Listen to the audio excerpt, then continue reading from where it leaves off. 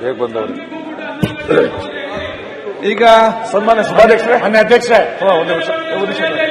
ಸನ್ಮಾನ್ಯ ಸಭಾಧ್ಯಕ್ಷರೇ, ತಾವು ಸಭಾಧ್ಯಕ್ಷರಾದ ಮೇಲೆ ಒಂದು ಹೊಸ ಪದ್ಧತಿ ಪ್ರಾರಂಭ ಆಯಿತು. ನಮ್ಮೆಲ್ಲರಿಗೂ ಕೂಡ ಒಂದು ಮೆಸೇಜ್ ಬರ್ತದೆ. ನಾಳೆ ಬೆಳಗ್ಗೆ 10 ಗಂಟೆಗೆ ಸದನ ಪ್ರಾರಂಭ ಆಗುತ್ತೆ. ತಾವೆಲ್ಲರೂ 9:15ಗೆ ಉಪಸ್ಥಿತರಿರಬೇಕೆಂದು ಸಭಾಧ್ಯಕ್ಷರಿಂದ ನಿರ್ದೇಶಿತರಾಗಿದ್ದೇನೆ ಅಂತ ನಮ್ಮ ಪ್ರತಿ ಸಲ ಮೆಸೇಜ್ ಬರುತ್ತೆ.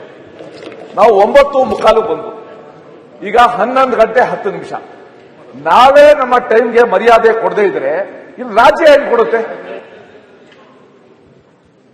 ಓಕೆ, ಈಗ ಹೇಳಿದ್ರಲ್ಲ, ಅಲ್ಲ ಅದು ಅಲ್ಲಿ ಇವತ್ತು ಉತ್ತರ ಕೊಡಬೇಕಾದ ಒಬ್ರು ಸಚಿವರಿಲ್ಲ. ಆಯ್ತು, ಮುಖ್ಯಮಂತ್ರಿಗಳಿಲ್ಲ, ಉಪಮುಖ್ಯಮಂತ್ರಿಗಳಿಲ್ಲ, ಗೃಹ ಸಚಿವರಿಲ್ಲ, ಅಬಕಾರಿ ಸಚಿವರಿಲ್ಲ, ಸಣ್ಣ ನೀರಾವರಿ ಸಚಿವರಿಲ್ಲ. 9:15 ನಂಬರ್ ಕೇಳಿದ್ರಿ, ನಾವ್ಯಾಕೆ ಮುಂಚೆ ಬರಬೇಕು? ಓಕೆ, ಅಥವಾ ನಿಮಗೆ ನಿಮ್ಮ ಮಾತು ಬಗ್ಗೆ ವಿಶ್ವಾಸ ಇಲ್ವಾ? ನಮಗೆ ಡೈರೆಕ್ಷನ್ ಕೊಟ್ಟು ನಾವು ಇಲ್ಲಿ ಬಂದು 9:15 ಏನ್ ಸಾಧಿಸುದು? ಅಧ್ಯಕ್ಷರೇ, ಏನಂತಂದ್ರೆ ನಿಮ್ಗೆ ಎಲ್ಲ ಗೊತ್ತಿದ್ದು ಈಗ ಅಲ್ಲಿ ನಿಂತು ಕೇಳಿದ್ರೆ ಆಗ್ತದೆ. ಈಗ ಅಧ್ಯಕ್ಷರೇ, ಅಲ್ಲ ನಂಗೆ ಏನ್ ಗೊತ್ತಾ ಸಭಾಧ್ಯಕ್ಷರೇ, ಅಲ್ಲ ನಂಗೆ ಒಂದು ನೆನಪು ಬರೋದು, ಒಂದು ಊರಿಗೆ ರೈಲು ದಿವಸ ನಿಧಾನಕ್ಕೆ ಬರ್ತಾ ಇತ್ತಂತೆ. 1 ಗಂಟೆ 2 ಗಂಟೆ 3 ಗಂಟೆ ಜನ ಟೈಮ್ ನೋಡೋದೇ ಬಿಟ್ಬಿಟ್ರು. ಆಫ್ಟರ್ ಎ ಲಾಂಗ್ ಪೀರಿಯಡ್ ಒಂದು ದಿವಸ ಕರೆಕ್ಟ್ ಆಗಿ ಬಹುತೇಕ ಸಚಿವರು ಬಂದಿದ್ದಾರೆ. ಇಲ್ಲಿ ಸಮಯಕ್ಕೆ ಆರಂಭ ಆಗ್ಲಿಲ್ಲ ಅಂತ ಸ್ವಲ್ಪ ಲೌಂಜ್ ಅಲ್ಲಿ ಇರಬಹುದು, ಕಚೇರಿಗೆ ಹೋಗಿರಬಹುದು. ಎಲ್ಲಾರು ಅಂತ ನಾನು ಹೇಳೋದಿಲ್ಲ. ನೀವು ನೋಡಿದೀರಾ ಒಂದು ದಿವಸ 10 ಗಂಟೆಯಿಂದ ಎಷ್ಟು ಜನ ಹೋಗಿದ್ದಾರೆ ತಾವೇ ನೋಡಿದೀರಾ. ನೀವು ಇದ್ದೀರಾ, ನಾನು ಇದ್ದೀನಿ. 10 ಗಂಟೆಯಿಂದ ಒಂದು ದಿವಸ 1 ಗಂಟೆ ತಡವಾಗಿ ಆರಂಭ ಆಗಿದ್ರಿಂದ ಅಲ್ಲಿ ಇಲ್ಲಿ ಹೋಗಿರಬಹುದು ಅಷ್ಟೇ. ನಿಮ್ ಭಾವನೆ ಹೇಳಿಬಿಡಿ. ಒಂದು ದಿವಸ ಕರೆಕ್ಟ್ ಟೈಮ್ ಬಂದ್ಬಿಟ್ಟು ಹೋಗಿ ಆ ಡ್ರೈವರ್ಗೆ ಹಾರ ಹಾಕಿದ್ರು, ಮಂಗಳಾರತಿ ಬೆಳೆದ್ರು. ಏನಂದ್ರೆ ಟೈಮ್ ಸರಿ, ಅದು ನಿನ್ನೆ ಟ್ರೈನ್ ಅನ್ನೋದು. ಈಗ ನಿಮ್ಮ ಸುಮಾರು ಹೇಳಿರೋದ್ರಲ್ಲಿ ನಾವು ಸೇರ್ತೇವೆ. ನಾವೆಲ್ಲ ಬೆಳಗ್ಗೆ ಎದ್ದು ತಿಂಡಿ ತಿನ್ನಕ್ ಓಡೋಡಿ ಬಂದ್ರಿ. ನಾವು ನಾನು ಎಷ್ಟೊತ್ತು ಬಂದೆ? 9:15 ಇಲ್ಲಿದ್ದೆ ನಾನು. ಮತ್ತೆ ಪ್ರೊಟೆಸ್ಟ್ ಅಂತ ಹೇಳಿದ್ರೆ ನೀವು ಲೇಟ್ ಆಗಿ ಬರ್ತಾ ಅಂತ ಹೇಳಿ ನೀವು ಕೇಳಿಲ್ಲಲ್ಲ ನಮ್ ನೀವು ಇವತ್ತೆಲ್ಲ ಆಡಳಿತ ಅಧ್ಯಕ್ಷರೇ ಲೇಟ್ ಆಗಿ ನೀವು ಇವತ್ತು ಸ್ವಲ್ಪ ಅವನ ಕಡೆ ವಾಲ್ದಂಗಿದ್ದೀರಾ? ಇಲ್ಲ ನೋಡಿ, ನಮ್ಮನ್ನ ಪ್ರೊಟೆಸ್ಟ್ಗೆ ಹೋಗಕ್ಕೂ ಬಿಡ್ತಾ ಇಲ್ಲ, ಇಲ್ಲಿ ನಿಲುವಳಿ ಮಂಡನೆ ಮಾಡಕ್ಕೂ ಬಿಡ್ತಾ ಇಲ್ಲ. ಆ ಪರಿಸ್ಥಿತಿಗೆ ತಂದ್ಬಿಟ್ಟಿದ್ದೀರ ನಾವು. ಇವತ್ತು ಮಾತ್ರ ಮುಗಿಸ್ಕೊಂಡು ಬರೆಯರ್ ನಾವು. ಈಗ ಇಲ್ಲಿ ನಿಲುವಳಿ ಪ್ರೊಟೆಸ್ಟ್ ಎರಡೂ ಒಂಥರ ಮಧ್ಯ ಸಿಕ್ಕಾಕ್ಸ್ಬಿಟ್ಟಿದ್ದಾರೆ. ಈಗ ಒಂದು ತಮ್ಮ ಸಲಹೆ ಸೂಚನೆ ಇದ್ದರೆ ನಾನು ಸ್ವೀಕರಿಸ್ತೇನೆ ಸಕಾರಾತ್ಮಕವಾಗಿ. ನಾವು ಇವತ್ತು ಬೆಳಿಗ್ಗೆ 10 ಗಂಟೆಗೆ ಅದನ್ನು ನಿಗದಿಪಡಿಸುವುದು ಹೌದು. ಅದ್ರ ಜೊತೆ 10 ಗಂಟೆಗೆ ನಿಗದಿಪಡಿಸುವುದು ಹೌದು. ಅದರ ಜೊತೆ ನಾನು ಹೇಳಿದ್ದೇನೆ, 10 ಗಂಟೆಯಿಂದ ಫ್ಲಾಗ್, ನಮ್ಮ ಈ ವಿಶ್ವದ ಅತ್ಯಂತ ದೊಡ್ಡ ರಾಷ್ಟ್ರಧ್ವಜ ಅದು ಭಾರತದ್ದು, ಅದನ್ನು ನಾವು ಅಲ್ಲಿ ಅನಾವರಣಗೊಳಿಸಿ ಒಂದು ಕಾರ್ಯಕ್ರಮ ಇದೆ ಅಂತೇಳಿ ನಿಮ್ಮನ್ನೆಲ್ಲ ಆಹ್ವಾನಿಸಿದ್ದೇವೆ. ಅಲ್ಲಿ 10 ಗಂಟೆಗೆ ಪ್ರಾರಂಭ ಮಾಡಿ ನಿಮ್ಗೆ ಗೊತ್ತಿ ಒಂದು ಕಾರ್ಯಕ್ರಮ, ಅದು ಒಂದು ರಾಷ್ಟ್ರಧ್ವಜದ ದೇಶಭಕ್ತಿಯ ಅನಾವರಣ, ಆ ಒಂದು ಸಂಕೇತವಾದ ರಾಷ್ಟ್ರದ ಅನಾವರಣ ಮಾಡುವಾಗ ಅಲ್ಲಿ ಕೆಲವೊಂದು ಸಮಯ ತಗೊಳ್ತದೆ. ಸೊ ಅಲ್ಲಿ ಅದು ಮುಗಿಸಿ ಇಲ್ಲಿ ಬರುವಾಗ ತಡವಿತಲ್ಲದೆ ಬೇರೆ ಎಲ್ಲಿಯೂ ಕೂಡ ನಾವು ಅದನ್ನು ನಿಮ್ಮ ವರ್ಣರಂಜಿತವಾದಂತ ಆಯ್ತು. ಇನ್ನು ಮುಂದಕ್ಕೆ ನಿಮ್ಮ ಪರಿಗಣಿಸಿ. ಮುಂದಕ್ಕಿದ್ದ ಕಾರ್ಯಕ್ರಮ ಇಡಬೇಡಿ ನೀವು, ದಯಮಾಡಿ ಅದನ್ನು ಪ್ರತಿದಿನ ಒಂದೊಂದು ಕಾರ್ಯಕ್ರಮ ಇಡಬೇಡಿ. ನಿಮ್ಮ ವರ್ಣರಂಜಿತ ವ್ಯಕ್ತಿತ್ವ ನಮಗೆ ಗೊತ್ತಿದೆ, ಅದನ್ನು ಕೂಡ ಸಲಹೆ ತಗೊಳ್ತೇನೆ. ಈಗ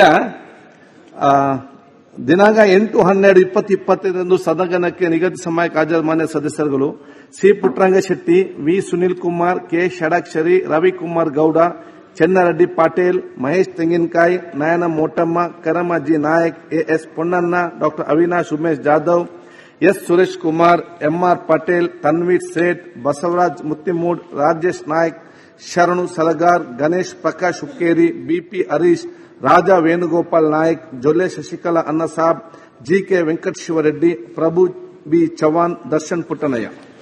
ಪ್ರಶ್ನೋತ್ತರ. ನಾವು ನಿಲುವಳಿ ಸೂಚನೆಯನ್ನ ಕೊಟ್ಟಿದ್ದೀರಿ, ನಾವು ಮಾತಾಡಿದಿರಿ.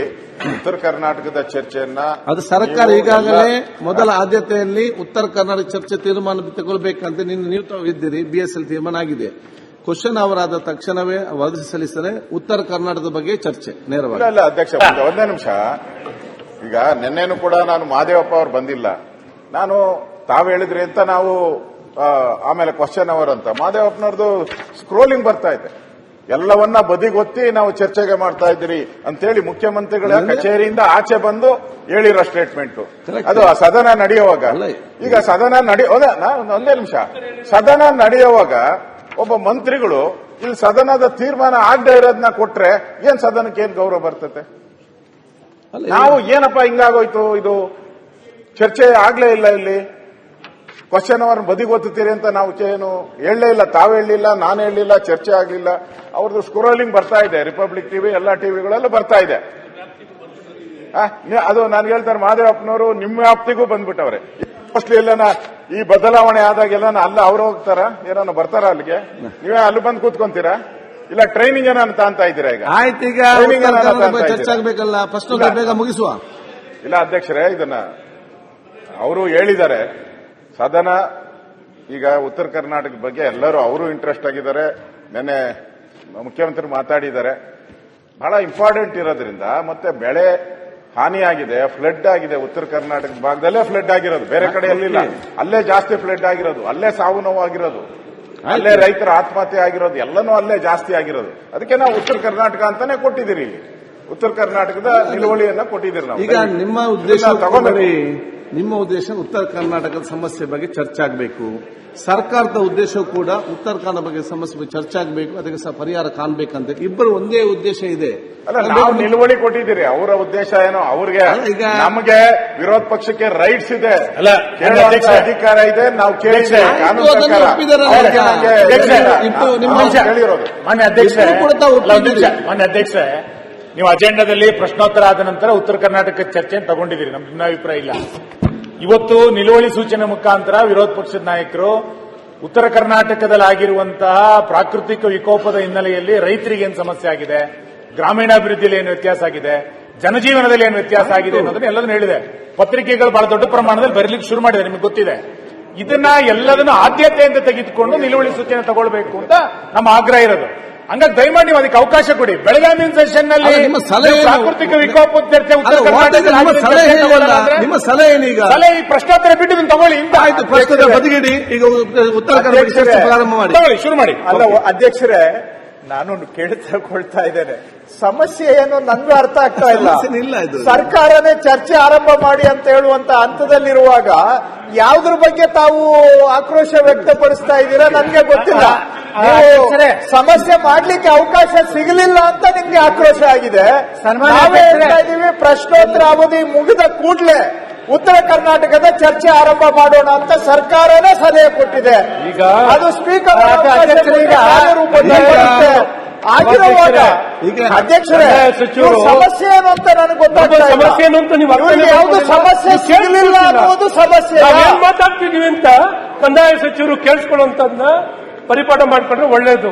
ನಾವು ಕೇಳ್ತಿರೋದನ್ನ ಈಗ ಇಮಿಡಿಯೇಟ್ ಆಗಿ ಚರ್ಚೆಗೆ ತಗೊಳ್ಳಿ. ಉತ್ತರ ಕರ್ನಾಟಕದ ಸಮಸ್ಯೆ ವಿಚಾರದಲ್ಲಿ ಚರ್ಚೆಗೆ ತಗೊಳ್ಳಿ, ಪ್ರಶ್ನೆ ಉತ್ತರ ತದನಂತರ ತಗೊಳ್ಳಿ ಅಂತ ಹೇಳ್ತಾ ಇದ್ದೀವಿ. ಅವರು ಮಾಡಿದ್ದಾರೆ ಮೊದಲು ತೀರ್ಮಾನ ನೀವು ಮಾತಾಡಿ ಹೇಗೆ ಮಾತಾಡಲಿಕ್ಕೆ ಅವಕಾಶ ಕೊಡಿ. ಸೆಲೆಕ್ಟಿವ್ ಆಗಿ ಜ್ಞಾಪಕ ಶಕ್ತಿ ಪ್ರದರ್ಶನ ಮಾಡಬೇಡಿ. ಸೆಲೆಕ್ಟಿವ್ ಆಗಿ ಕಾಗೇರಿ ಅವರಿದ್ದಾಗ ಪ್ರಶ್ನೋತ್ತರದ ವಿಷಯದಲ್ಲಿ ಯಾವುದೇ ಕಾಂಪ್ರಮೈಸ್ ಇಲ್ಲ.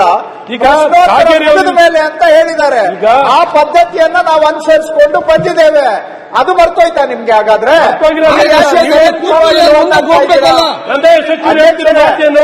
ಸಮಯ ವ್ಯರ್ಥ ಆಗೋದು ಬೇಡ. ಪ್ರಶ್ನೋತ್ತರ ಆಗಲಿ, ಕೂಡಲೇ ಉತ್ತರ ಕರ್ನಾಟಕದ ಬಗ್ಗೆ ಚರ್ಚೆ ಮಾಡಬಹುದು. ಒಂದೇ ನಿಮಿಷ ಅಧ್ಯಕ್ಷರೇ, ಚರ್ಚೆ ಮಾಡಬೇಡಿ. ಸನ್ಮಾನ್ಯ ಅಧ್ಯಕ್ಷರೇ, ಸಭಾಧ್ಯಕ್ಷರೇ, ರೆವಿನ್ಯೂ ಅವಕಾಶ ಮಾಡ್ಕೊಡಿ. ಏನು ಅವರವರ ಮಾತಾಡ್ತಾರೆ. ಅವ್ರು ಹೇಳಿದ್ರು, ಸರ್ಕಾರನೇ ನಾವೇ ಉತ್ತರ ಕರ್ನಾಟಕ ಚರ್ಚೆಗೆ ಮುಂದೆ ಬರ್ತಾ ಇದ್ದೀರಿ, ಇವ್ರಿಗೇನೋ ಸಮಸ್ಯೆ ಅಂತ. ಅವ್ರು ಎದ್ದಿರೋದು ನಿನ್ನೆ ನಮ್ಮ ರಕ್ಷಣೆ ಕೊಡಬೇಕು. ಹೇಳ್ತಾ ಇದ್ದೀರಿ ನಾನು ಹೇಳಿದ ಸ್ವಲ್ಪ ಕೇಳಿ ಆ ಚರ್ಚೆ ವಾಲಂಟಿಯರ್ ಆಗಿ ತಂದಿಲ್ಲ. ನಿನ್ನೆ ನಿಲುವಳಿ ಸೂಚನೆ ಉತ್ತರ ಕರ್ನಾಟಕ ಆಯ್ತು, ನಾವು- ನೆನ್ನೆ ನಿಲುವಳಿ ಸೂಚನೆ ಆಯ್ತು, ಕೊಟ್ಟಿದ್ದೀನಿ. ಆಯ್ತು ಈಗ. ನೆನ್ನೆ ಸಂತಾಪ ಇದೆ ಅಂತ ನೀವು ತಗೊಂಡಿಲ್ಲ. ಮಾನ್ಯ ಸಭಾಧ್ಯಕ್ಷರೇ, ಸರ್ಕಾರದ ಏನ್ ಪಾತ್ರ ಬರ್ತದೆ? ಚರ್ಚೆ ಬೇಕಾ ಬೇಡವಾ? ಅಧ್ಯಕ್ಷರೇ ಆಯ್ತು. ಅಧ್ಯಕ್ಷರೇ ಸನ್ಮಾನ್ಯ ಅಧ್ಯಕ್ಷರೇ, ಇವತ್ತು ತಾವು ಈಗಾಗಲೇ ಅವ್ರು ಅಲ್ಲಿ ಮಾತಾಡಿ ಕೂತ್ಕೊಳ್ಳಿ, ಅಧ್ಯಕ್ಷರೇ ಕೂತ್ಕೊಳ್ಳಿಕ್ ಬಂದಿಲ್ಲ ಇಲ್ಲಿ. ಅಲ್ಲಿ ಮಾತಾಡ್ತಿದ್ದಾರೆ ನಾಯಕ್. ಸರಿ, ನೀವು ಕೂತ್ಕೊಳ್ರಿ ಅಂದ್ರೆ ಹೆಂಗೆ ನೀವು ಪ್ರತಿಯೊಬ್ಬರು ಮಾತ್ರ ಹೇಗೆ ಒಂದು ನೀವು ನಿಮಿಷ seniors ಮಾತಾಡ್ತಾರೆ. ಅವ್ರದೆಲ್ಲ ಇರ್ಲಿ. ಅಧ್ಯಕ್ಷ ಪಕ್ಷ ಅವ್ರದ್ದು ಕೇಳಿ ನೀವು ಮಾತು. ಅಧ್ಯಕ್ಷರೇ